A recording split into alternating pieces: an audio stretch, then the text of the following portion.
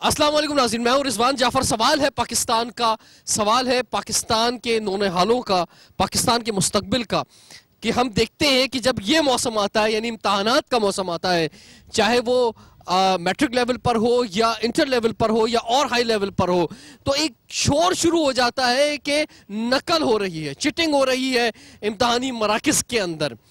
अगर ये बच्चे इस इनिशियल एज से नकल करेंगे और नकल की बुनियाद पर डिग्रियां हासिल करेंगे, तो आप सोचें फिर हमारा मुस्तकबिल क्या होगा। ये नकल होती भी है या नहीं होती है। हम ज़्यादातर बात करेंगे सुबह सिंध की, इस वक्त हम कराची में मौजूद हैं तो बात करेंगे कराची की कि इसको रोका गया है या नहीं रोका गया है। और इस सीज़न के अंदर कि जब मैट्रिक और फिर अब इंटर के एग्ज़ाम्स हो रहे हैं, तो इस सीज़न के अंदर क्या पोजीशन है। हम गेस्ट पैनल का तारुफ कराएंगे। सबसे पहले हमारे साथ मौजूद हैं बोर्ड ऑफ सेकेंडरी एजुकेशन के चेयरमैन प्रोफेसर डॉक्टर सईदुद्दीन साहब। सर, आपको वेलकम कहते हैं। हमारे साथ मौजूद है, इस वक्त हम हैं डिस्ट्रिक्ट सेंट्रल में और डिस्ट्रिक्ट सेंट्रल के डिस्ट्रिक्ट चेयरमैन साबिक MNA रेहान हाशमी साहब, आपको वेलकम कहते हैं। और प्राइवेट स्कूल मैनेजमेंट एसोसिएशन के चेयरमैन सैयद खालिद शाह साहब हमारे साथ मौजूद हैं। सर, आपको वेलकम कहते हैं। हम बोर्ड के चेयरमैन से जानना चाहेंगे, सर फरमाएं, अभी ये एग्ज़ाम्स फिनिश हुए हैं मैट्रिकुलेशन के, तो क्या रहा मकसद, कुछ नकल शकल हो रही थी या आपने रोक दी नकल जो है? नहीं, ये तो मैं नहीं कहूँगा कि नकल बिल्कुल रुक गई, लेकिन डेफिनेटली मुझे चार्ज लिए हुए कोई 3-4 माह हुए थे। तो इस 3-4 माह में कराची को स्टडी किया। कराची मेगा सिटी है, 2 करोड़ की आबादी है। यहाँ 3.5 लाख तलबा इम्तहान देते हैं, जो शायद सिंध के अंदर किसी भी बोर्ड के मुकाबले में मैट्रिक बोर्ड की बहुत बड़ी तादाद है। सेंटर्स की तादाद बहुत ज़्यादा होती है, तो उस वजह से हमने बहुत हद तक कंट्रोल किया चीटिंग पे मैट्रिक के अंदर। लेकिन डेफिनेटली चीटिंग जो है सिंगल गो में कंट्रोल नहीं की जा सकती। ये एक ऐसा प्रोसेस है जिसको हमें अगस्त में स्टार्ट करना है। जब हम बच्चों को एडमिशन देते हैं तो उसी वक्त से रियलाइजेशन ये कराएं कि डेफिनेटली इस साल चीटिंग नहीं होगी। हम उस तरह पढ़ाएं कि बच्चे प्रिपेयर होकर आएँ। अच्छा, ये तो बड़ा मुश्किल काम है सर, कि अगर सबक आमोज लेक्चर आप देते रहें बच्चों को कि भाई नकल नहीं करनी चाहिए, बहुत बुरी आदत है ये, तो कोई अमल कर ले। लेक्चर तो हम बहुत सारे यहाँ खड़े होकर देते हैं कि भाई सिग्नल मत तोड़ना, लेकिन फिर सिग्नल तोड़ता है बंदा, फतवे भी सुना देते हैं फिर भी तोड़ता है जाके। तो बात यह है कि ये चीज़ें रुकेंगी सख्ती से, जब सख्ती होगी तो रुकेगी। रेहान हाशमी साहब, आपने अपने डिस्ट्रिक्ट के अंदर विजिट्स किए जब ये एग्ज़ाम्स हो रहे थे, अभी भी एग्ज़ाम जारी है इंटर के, तो आपने वहाँ पे क्या मंजरनामा देखा? बिस्मिल्लाहिर्रहमानिर्रहीम। रिजवान, देखें, माजी में भी जब MNA की हैसियत से मैं मुख्तलिफ सेंटर्स पे जाके इस बात की यकीन दहानी कराता था वहाँ के असातिज़ा को कि अगर कहीं पर से कंप्लेन आए तो आपसे ना संभल पाए तो आप हमें आगाह करें। अच्छा, ये भी जहन में रखें कि पाकिस्तान के मुख्तलिफ ख़ित्ते में ये रुझान पाया जाता है, कहीं पर ज़्यादा कहीं पर कम, और ये रुझान बुनियादी तौर पे तर्ज़ हुक्मरानी की अक्कासी करता है। कहीं पर लूज़ गवर्नेंस है और गवर्नेंस का कोई बेहतर निज़ाम नहीं है, तो वहाँ पर ये रुझान ज़्यादा है। बदकिस्मती से सिंध में बिलखसूस पाकिस्तान की निस्बत ज़्यादा ये रुझान पाया जाता है। और लेट्स एडमिट, क्योंकि कराची को लावारिसों की तरह छोड़ा गया और कराची के मुंतखब लोगों को वहाँ पर इख्तियार और उसका जो डिसीजन मेकिंग में नहीं शामिल किया गया, तो कराची का भी वही हाल हो गया। अब ऐसी सूरत हाल से कैसे निपटा जाए, तो हमने इस बात की, प्रोफेसर साहब भी बैठे हुए यहाँ पर, हमने ऑफ़र दी और अभी भी और आइंदा भी ये कह रहे हैं कि हम इस रुझान को ख़त्म करेंगे। उसमें यूथ पार्लियामेंट का बड़ा अहम किरदार है, APMSO का किरदार है और तमाम इस तरह के इदारे, और youth affairs committee DMC central की, जिसने आज से तकरीबन 4 हफ्ते पहले एक सेमिनार का इनेकाद किया जिसमें रिटायर्ड प्रोफेसर्स और मुख्तलिफ जो ऐसे स्टेक होल्डर्स थे जिन्होंने तालीमी खिदमात दी हैं, से नो टू चीटिंग के नाम से हमने इस बात की करारदाद पेश की। उसमें हमारे साथ तमाम लोग एक प्लेटफॉर्म पे मौजूद थे बिला तफरीक़ पॉलिटिकल पार्टी के, जनाब ये रुझान ख़त्म होना चाहिए। अच्छा, मैं आपकी इजाज़त से प्रोफेसर साहब के भी गोश गुजार करूँ। हमने सिर्फ एक स्कूल में रेजिस्टेंस का सामना किया जब ये इम्तहानात हो रहे थे, और उसमें इनके सामने ही, क्योंकि इनको चंद माह हुए मैं इनको आपके चैनल के तबस्सुस से इस बात की यकीन दहानी कराता हूं कि किसी भी सुपरिटेंडेंट के प्रेशर में जिस तरह के मैंने और डिप्टी मेयर ने देखा कि जिस तरह एक सुपरिटेंडेंट वहाँ पर पूरा इम्तहानी मरकज़ को चला रहा था, वहाँ पर एक इन्वेजिलेटर मौजूद नहीं था, वहाँ पर बाहर के आए हुए लोग वहाँ पर हर रूम में घुसे हुए थे। निजाम की खराबी नहीं, मैं एश्योरेंस देना चाह रहा हूँ एक बात की, और मैं इनसे भी एश्योरेंस चाह रहा हूँ आपके प्रोग्राम के तबस्सुस से कि आप एक्शन लें। जिस तरह वो धमकी आमेज तर्ज अमल आपसे अख्तियार कर रहा था, हमारे लिए तकलीफ दे, हमारे डिप्टी मेयर से अख्तियार कर रहा था, हमारे इलेक्टेड लोगों से अख्तियार कर रहा था, धमकी आमेज रवैया था, उसके खिलाफ एक्शन होता हुआ नजर आना चाहिए। ठीक है, वो उस पे कुछ एक्शन हुआ उसमें? चेयरमैन साहब ये फरमाएं जरा पहले, फिर मैं आगे बढ़ता हूँ। आज ये जो गवर्नमेंट के असतज़ा होते हैं तो बोर्ड की मजबूरी है कि बोर्ड इनसे इम्तहान कंडक्ट कराता है, बोर्ड इनको सजा नहीं दे सकता, ये हमारी बदकिस्मती है। खालिद शाह साहब फरमाएं, इतना खतरनाक मर्ज है कि जो बढ़ता ही जा रहा है। मैं असल में यहीं से शुरू करता, आपने अच्छी बात छेड़ी है कि नकल का रुझान कब नहीं था, हमेशा से था। लेकिन मेरे लिए एक बात ये की जाती है कि आप पेरेंट्स को जिम्मेदार ठहराते हैं। नकल का रुझान हमारे ज़माने भी था, हमारे पड़ोस में भी नकल हो रही होती थी और पीछे से भी आवाज़ें आ रही होती थी और पर्चे चल रहे होते थे। लेकिन हमें डर लगता था कि अगर हम कहीं चीटिंग करते हुए पकड़े गए और हमारे घर में ये पता लग गया कि रिजल्ट रुक गया, विदहेल्ड हो गया, तो मेरे ख्याल से हमारे साथ क्या असर होगा उसका हमें अंदाजा था, खौफ था। बहुत अफसोस की बात है कि वो घर तरबियत गाह होती है और पेरेंट्स खुद जो है नकल करवा रहे होते हैं अक्सर। एग्जैक्टली, मैं आपको बताऊं, मैं आपको नाम नहीं लेके बता सकता, ऐसे ऐसे लोगों के फ़ोन मेरे पास आते हैं, खालिद शाह साहब मैं आपसे गुजारिश कर रहा हूं, मेरा बच्चा फलाना सेंटर में है, काइंडली कुछ करा सकते हैं तो कराएं। तो मैं पूछता हूं उनसे, सर आप फलाना साहब ही बात कर रहे हैं? क्योंकि मैं उनको बताना चाहता हूं कि मैं अजीब सी बात समझ रहा हूं जो आप मुझे कह रहे हैं। तो मैंने कहा सर ये मेरे, और इवन जो स्कूल्स है, इवन जो कॉलेजेस है, जो टीचर्स हैं, वो खुद यानी इस घनौने काम के अंदर इन्वॉल्व रहे हैं। मैं सबको नहीं कहता, बहुत माजरत से, क्योंकि हमारे लिए काबिल एहतराम है असातिज़ा कराम जो है, तमाम जो है, लेकिन उसमें एक बहुत बड़ी तादाद इसके अंदर खुद शामिल होती है। बात ये है कि ये कौन उनको ये मनी जनरेट कर रहा है कि जाओ दे के आओ नकल करो। अब बात ये कि मैं इसलिए ये बात नहीं कह रहा कि चेयरमैन साहब यहाँ बैठे हुए हैं, मैं ये कह रहा हूँ कि बोर्ड ऑफ सेकेंडरी एजुकेशन जो है वो एग्जामिनिंग अथॉरिटी है, उसका काम जो है वो पेपर सेट करना है, सेंटर्स बनाने हैं और एग्ज़ाम लेना तो दूसरे लोगों का काम है। अब उसमें टीचर्स इन्वॉल्व हैं, गवर्नमेंट स्कूल के भी हैं, प्राइवेट स्कूल्स के भी हैं। तो एक बड़ी अजीब सी कहानी है, वो ये है कि लोग कहते हैं जी बोर्ड चीटिंग करवा रहा है, तो बोर्ड ने तो अपना काम पूरा कर दिया, पेपर बना के सेंटर बनवा दिए। अब लोग अपनी जिम्मेदारियों को पूरा करें और वो समझें कि ये वलियों का, नबियों का ये मनसब है। ये मत सोचें कि आज हमें ये मौका मिला है, साल में एक दफ़ा हमें जनाब बड़ा अच्छा मौका मिलेगा और हम जितने पैसे चाहेंगे बटोर लेंगे। ये सब दुनिया में भी इसका हिसाब होगा, इसका आखिरत में भी होगा। तो शुक्र अदा करना चाहिए कि अल्लाह ताला ने ऐसे मनसब में शामिल किया जो नबियों का मनसब है। तो इसलिए इस चीज़ को समझते हुए अपने तौर पे ख़ुद अपने आप को पाबंद करना चाहिए कि हमें नकल के रुझान की तरफ नहीं लाना, अपने बच्चों को काबिल बनाना है ताकि आइंदा हमारे मुल्क के हालात अच्छे हों। ठीक है, रिहान हाशमी साहब मुझे फरमाएं कि आपने भी बड़ी ज़बरदस्त बातें की, ये जो नकल पे आप बात कर रहे हैं, लेकिन ये जो नकल करवा रहे हैं, ये माफिया जो है ये इतना स्ट्रॉन्ग कैसे होता चला गया है? मैं बड़ी माजरत के साथ आपसे कहना चाहूँगा, आपका सियासी जमात से भी ताल्लुक़ है, ये सियासी जमातों की भी माजी में सरपरस्ती रही है और सियासी जमातें भी जो है, ख़ासतौर पे तलबा यूनियन की आप बात तो कर रहे हैं, लेकिन वही जो तलबा यूनियन के जो नुमाइंदे होते थे वो पूरे साल तो सियासी एक्टिविटी में रहते थे और जब इम्तहान का वक्त होता था तो वो नकल करते थे और बहुत से लोग तो सिर्फ नकल करने के लिए इन तंजीमों में शामिल होते थे और फिर उनकी वजह से पूरा सेंटर नकल करता था। तो ये एक तवील अरसे सियासी जमातों ने इस शहर के अंदर, पूरे सिंध के अंदर बल्कि मैं कहूँगा, नकल करवाई है और इसका खमियाजा जो है बहुत बुरा भुगतना पड़ा है। वो जो गलतियाँ हो गई उसका अजाला अब करने का वक्त है, मिलकर अजाला करें।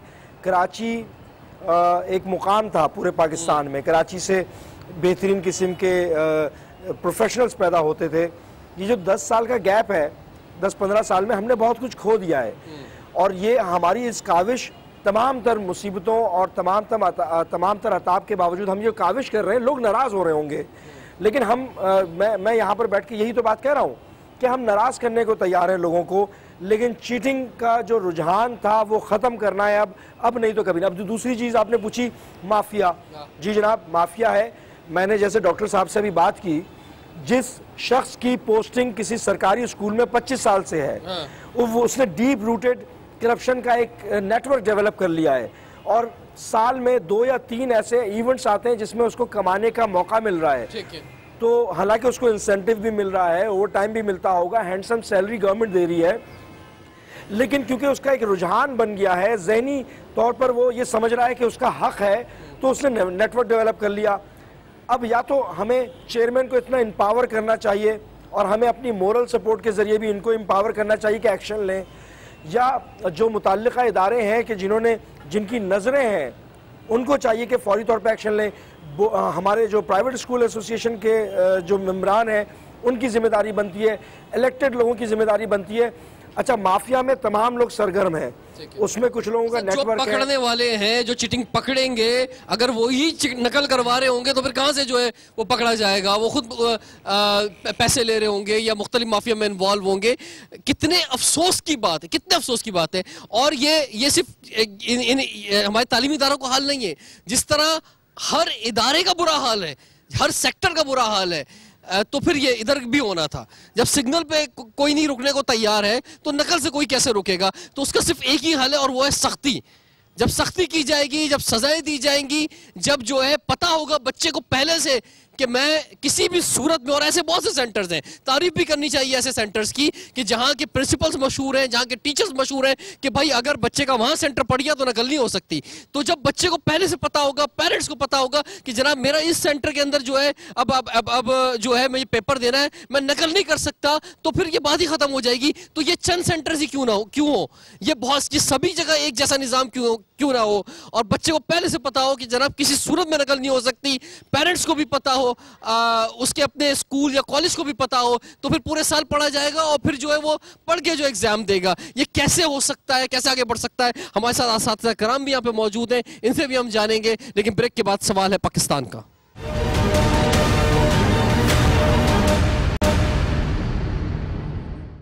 Welcome back. सवाल है पाकिस्तान का। सवाल बहुत ही जबरदस्त लेकर आए हैं कि हर साल इम्तहानात के सीजन में नकल का रुझान देखते हैं, मीडिया पर भी आता है, बड़े दौरे भी नजर आते हैं बहुत सारे लोगों के, लेकिन नकल है कि रुकती नहीं है और हर साल जो है जारी रहती है। ये कैसे रोक सकते हैं? हमारे साथ जो गेस्ट पैनल मौजूद है, लास्ट सेशन में अपनी राय दे रहे थे, कुछ असातिज़ा किराम यहाँ पे मौजूद हैं। प्रोफेसर साहब, आपसे हम जानना चाहेंगे, सर तशरीफ लाएंगे आगे की तरफ, फरमाइए कि आप खुद भी सेंटर्स पे होते हैं, आप एक काबिल एहतराम टीचर हैं, ये कैसे होती है नकल? बस क्या वजह, क्यों हो जाती है नकल सेंटर्स में? कोई एक शख्स तो इसका जिम्मेदार है नहीं, मिन हैसुल कौम हम इसका जिम्मेदार हैं। यही सियासी पार्टियां, ये हम असातिज़ा, यही बोर्ड और दीगर जो तंजीमें हैं, हम सब इसमें इन्वॉल्व हैं। जब हमारी ज़ात पर यह बात आती है तो हम सारे उसूलों को भुला देते हैं।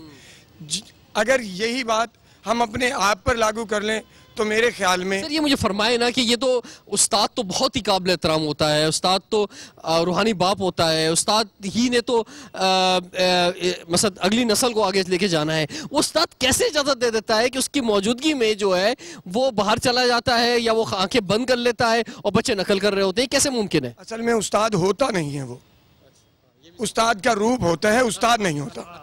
ये अच्छी बात कही, ये बहुत अच्छी बात कही आपने, ये बहुत अच्छी बात की आपने। तशरीफ रखिए मैडम, आपकी तरफ हम जानना चाहेंगे। हमारे साथ मौजूद हैं मिसेस बाबरा इस्माइल साहिबा, थोड़ा सा इस तरफ आएंगी आप जी, फरमाइए कि ये कैसे होती है, इधर तशरीफ लाएं, कैसे होती है ये नकल जो है, कुछ ज़रा फरमाइए। देखिए, एक तो हमारा मुल्क का एक बहुत बड़ा अलमिया ये भी है कि सियासतदानों को, मिनिस्टर्स को बना तो दिया है लेकिन बेख्तियार, उनको इख्तियारात नहीं दिए गए। एक तो ये बात है। दूसरे ये कि तमाम स्कूलों का निज़ाम इतना ख़राब है, इतना चेयरमैन गरीब क्या रहेगा क्या? खालिद शाह साहब बेचारा कितना संवारेगा पूरे सिस्टम को? नहीं संवार सकते हैं। फ़र्द वाहिद की कोशिश नहीं है, ये इज्तिमाई कोशिशों की ज़रूरत है। और दूसरे ये कि जब हमारे पास मोबाइल नहीं था, व्हाट्सएप नहीं था, मीडिया नहीं था, ये सारे सिस्टम नहीं थे बेटा, उस वक्त इसी प्रोसीजर में लोग पास हो जाया करते थे। आज हमारे पास इंटरनेशनल चीज़ें हमारे पास मौजूद हैं, इन सब ने स्टूडेंट को बेकार गारत कर दिया है, आप यकीन करें। तशरीफ रखिए भाई, आप लोग बताएं, कुछ गर्ल से मैं जानना चाहूँगा, इधर आगे आए ज़रा, फरमाएं कि आपने भी एग्ज़ाम दिए होंगे, तो नकल की या नहीं की?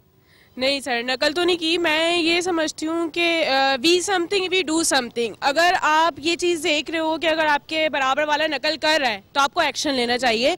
और जैसे कि सर ने कहा कि टीचर्स नहीं होते हैं, वो टीचर्स का रूप होता है, मैं इस बात को एग्री करती हूँ कि वाकई वो टीचर्स नहीं होते, क्योंकि वो टीचर्स यानी अपना पैसों की खातिर अपना ज़मीर बेच देते हैं कि वो चंद पैसों के लिए। अभी आप ये देखें, सबसे पहले तो मैं गलती दूंगी हमारी सोशल मीडिया, सही है। अभी आप लास्ट देखें, मैं न्यूज़ देखी कि व्हाट्सएप पे एक ग्रुप बना हुआ है, वो ये कह रहे हैं कि हम 5000 लेंगे और आपको चीटिंग है, यानी 5 मिनट्स पहले आपको पास पूरा ऑब्जेक्टिव पेपर आ जाएगा। तो यानी आप टेक्निक्स बता रहे हो, यानी आप स्टूडेंट्स को पूरी डिटेल बता रहे हो कि भाई ये जगह है, यहाँ से चीटिंग हो सकती है, आप यहाँ पे ये ज्वाइन कर लो। तो ये चीज़ बहुत ज़्यादा रोकनी चाहिए। और पेपर आउट भी हो जाते हैं। पेपर आउट, अभी आप देखें इंटर का केमिस्ट्री का पेपर यानी 50 मिनट्स पहले आउट हो गया है, यानी ये किस तरह से। पेपर आउट होने के बाद ये होता है कि जिन्हें नकल करनी होती है उनके लिए आसानी हो जाती है, भाई सिर्फ वही चीज़ अंदर ले जाओ जो नकल करनी है। बिल्कुल सही बात है, यानी सही मेरा कहने का मकसद ये है कि यानी वो अंदर के ही लोग हैं ना जो पेपर को आउट कर। आप तशरीफ लाएं, आप बताएं, ये आप भी एग्जाम्स दे रही हैं, तो क्या सूरत हाल है, नकल हो रही है आपके सेंटर्स में या नहीं हो रही? रिजवान भाई, पहली बात तो ये कि अवेयरनेस तो है, टीचर्स तो उसको कंट्रोल कर रहे हैं, लेकिन हमारे बच्चे, फैमिली मेंबर्स और पेरेंट्स की अवेयरनेस की मुझे लगता है ज़रूरत है। बिकॉज लड़कियों के सेंटर्स में होती हूँ मैं मौजूद, तो वो माइक्रो करवा के ला रही होती हैं या पैसे लेकर आती हैं, बाहर ये चल रही होती है सिस्टम के अंदर। अगर टीचर मांगेगी, खैर टीचर्स तो अभी बहुत खैर स्ट्रिक्टनेस चल रही है। तशरीफ रखिए। इसमें खालिद शाह साहब, कहीं हमारा निज़ाम का भी तो मसला नहीं है कि अब हमने देखा कि MCQs पेपर आने शुरू हो गए हैं। एक वक्त था कि रट्टाफिकेशन बहुत ज़्यादा थी, तो वो रट्टा लोग नहीं लगा पाते थे। मसद पेपर्स जो है वो इस तरह बनने चाहिए कि उसमें समझकर ही जवाब देना जो है ज़रूरी हो जाए उस वक्त जो है, तो नकल का वैसे ही आधे से ज़्यादा जो चांसेस है वो ख़त्म हो जाएंगे। कुछ भी नहीं हो सकता जब तक ये करप्शन है। आप चाइनीज़ में दे दीजिए, वो भी हो जाएगा, वो भी हल हो जाएगा। जी चेयरमैन साहब, देखिए, एक तो बड़ी अच्छी रेहान साहब ने एक बात की कि ये जो डीप रूटेड एक ही जगह लोगों की पोस्टिंग हो जाए 10-15 साल, ये भी एक ख़राबी है। एक बात जो ऑडियंस में से आई कि एक शख्स उस्ताद है, वो कोई और काम कर रहा था, हमने ज़बरदस्ती उसको उस्ताद बना लिया। उस्ताद दो किस्म के होते हैं, एक बाई चांस, एक बाई चॉइस। कुछ लोग तो आते ही चॉइस करके हैं और कुछ लोग बाई चांस होते हैं कि भाई अगर कहीं नहीं मिला।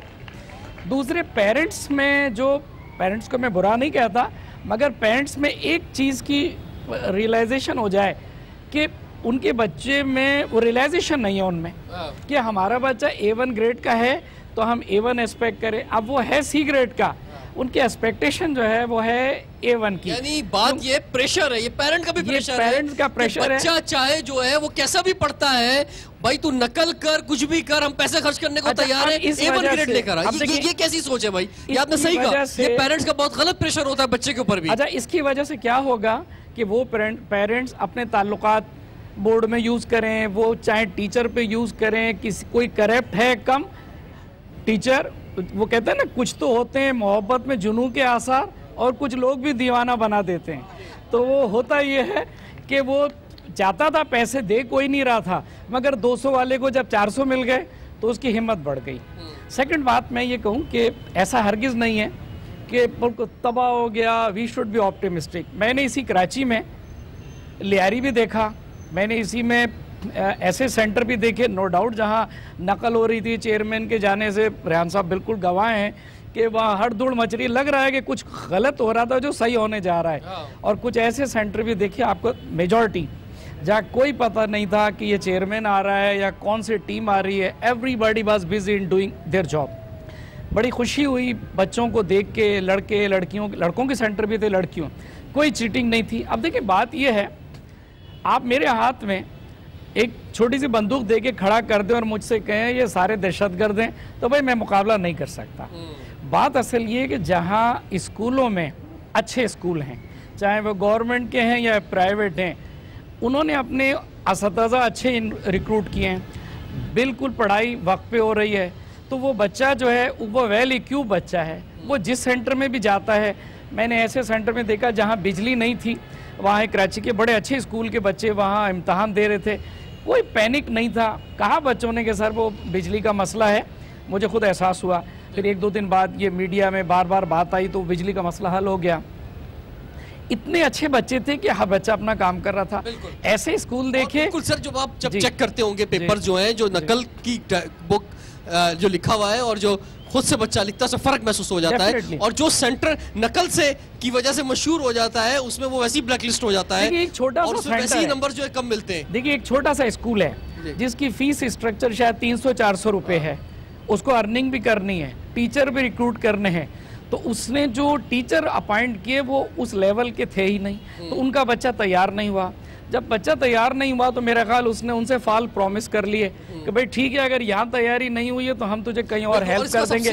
तो डेफिनेटली हल है वो है एक तालीमी निज़ाम। जब सरकारी स्कूलों में अच्छी तालीम दी जाएगी, जब मेरिट पर सरकारी स्कूलों में असातिज़ा लगाए जाएंगे, सैलरीज भी बहुत अच्छी हो गई हैं स्कूलों के अंदर, कॉलेजेस के अंदर जो है, और सब एक जैसे निज़ाम में पढ़ेंगे तो चीज़ें ठीक हो जाएंगी। हम जो है वो कैसे खात्मा कर सकते हैं मुकम्मल तौर पे इस बीमारी का, इस नकल का, ये अपने गेस्ट से हम जानेंगे यहाँ जो मौजूद हैं। और इसमें उम्मीद करते हैं कि ये जो हमारे नामों के साथ, हमारे निज़ाम के साथ जो ये चीटिंग चिपक गई है, जो कि हमारा मुस्तकबिल ख़राब कर रही है। एक बच्चा अगर स्कूल लेवल पे, कॉलेज लेवल पे नकल करेगा तो फिर मुस्तकबिल में क्या कर सकता है, आप खुद समझ सकते हैं। तो इसका खात्मा कितना ज़रूरी है और कैसे हो सकता है, ब्रेक के बाद कंटिन्यू करते हैं। सवाल है पाकिस्तान का।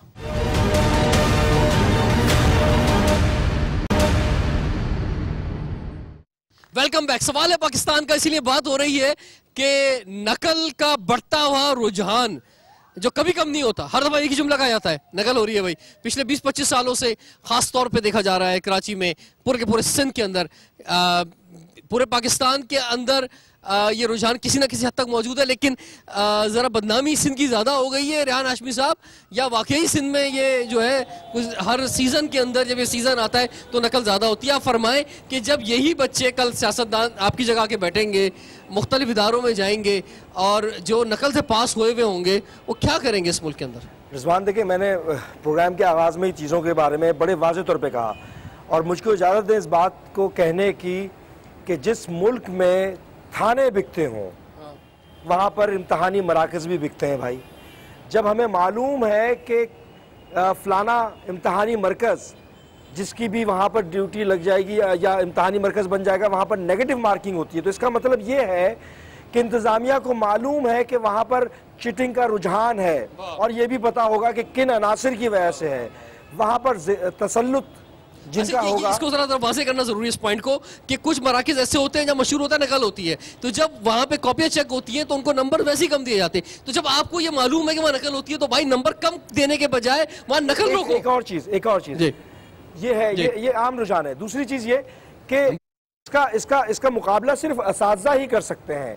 यहाँ पर मुझको चंद असातिज़ा भी नज़र आ रहे हैं जो कि डिफेंस लाइन है इस मुआशरे के इस्तेहकाम की, इनके अंदर ही ऐसे दोबारा आता हूं, लेकिन इस पॉइंट को जरा वाज़ेह करूं। फरमाएं, ऐसा होता है कि आप फरमाएं, आप प्लीज आप हमें ज़्यादा अच्छे तरीके से जी प्लीज बता पाएंगी कि जिन सेंटर्स पे नकल होती है तो जब वहाँ की कॉपियाँ चेक होती हैं तो वहाँ पे क्या सोच होती है कॉपी चेक करने वाली? ये तो नज़रिया बिल्कुल ही गलत है कि जो सेंटर बदनाम हो जाते हैं उस बच्चे की कॉपी जो है अलग तरीके से चेक की जाती है, क्योंकि ऐसा कुछ पता नहीं होता कि ये किस सेंटर की कॉपी है, किस बच्चे की कॉपी है।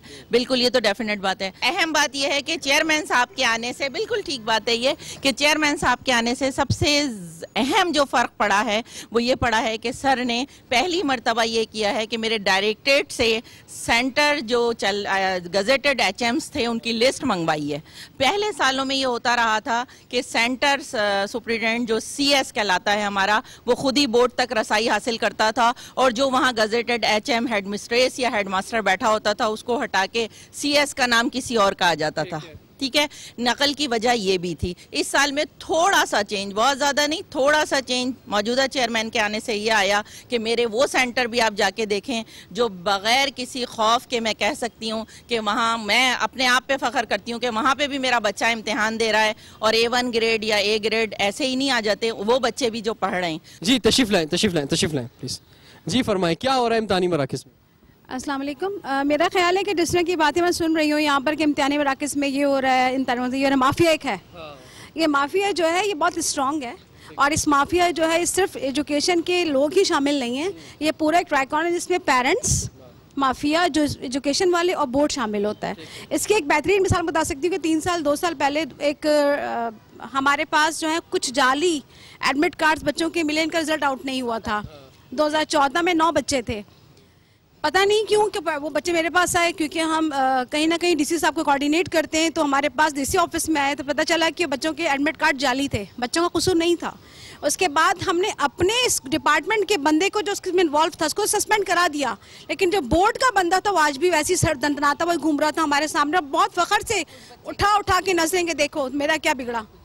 तो ये तमाम चीज़ें जो है इसमें जब तक सख्ती हर डिपार्टमेंट में नहीं होगी, और दूसरी बात ये पेरेंट्स का बहुत बड़ा रोल है इसमें।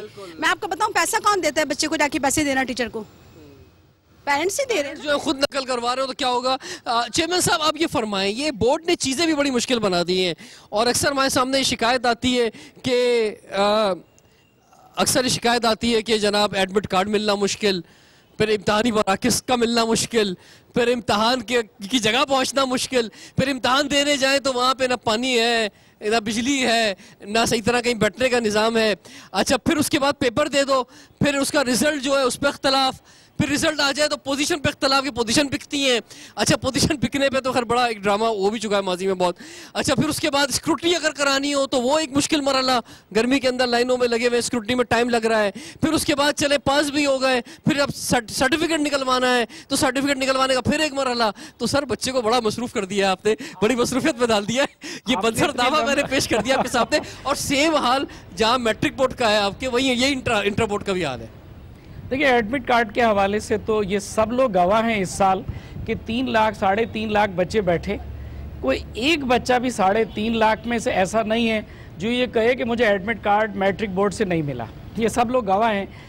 आप यकीन जाने कि इस दफ़ा हमने जब इम्तहान शुरू हो गए थे उस वक्त तक भी अपने अमले को 6-6:30 बजे आगे बढ़े। मैंने तो बड़ी लंबी इसको बताइए ना, आगे आइए। और एडमिट कार्ड से आगे आपकी मीडिया पे एक स्लाइड चली थी कि वो मुशर्रफ कॉलोनी के कोई 57 बच्चे हैं, उनके हेडमास्टर ने फॉर्म जमा नहीं कराए। मैंने मीडिया के तवस्सुत से कहा कि आप बगैर एडमिट कार्ड के वहाँ बैठ जाएं, मैं खुद आऊँगा। आपको प्रोविजनल नंबर अलर्ट किया हमारे कंट्रोलर ने और उन्होंने इम्तहान दे दिया।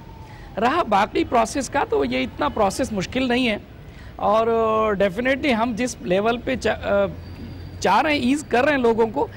हाँ, जहाँ गलतियाँ हैं, जैसे एक टीचर ने पॉइंट आउट किया, जब हम लोगों से स्पेसिफिकली कहते हैं किसने गड़बड़ की उसका नाम बता दें, तो लोग इम्तिहान के बाद कहते हैं चलें सर छोड़ें, बस आप चलें। 30 साल से यही बातें सुन रहे हैं। डेफिनेटली मैं भी शायद 12 साल 15 साल से पता नहीं कितने प्रोग्राम कर चुका हूं इस मौजूद के ऊपर, और एक छोटे-छोटे इलाकों में भी जाके मैंने प्रोग्राम किए। क्यों नहीं सही करते हम? क्यों निज़ाम ठीक नहीं होता है? नहीं, निज़ाम बेहतर हो रहा है। कुछ बेहतरी आपको अब आई है। इंशाल्लाह हम ऑनलाइन करने जा रहे हैं स्क्रूटनी वगैरह के प्रोसेस को। जी शमसी साहब तशरीफ लाएं।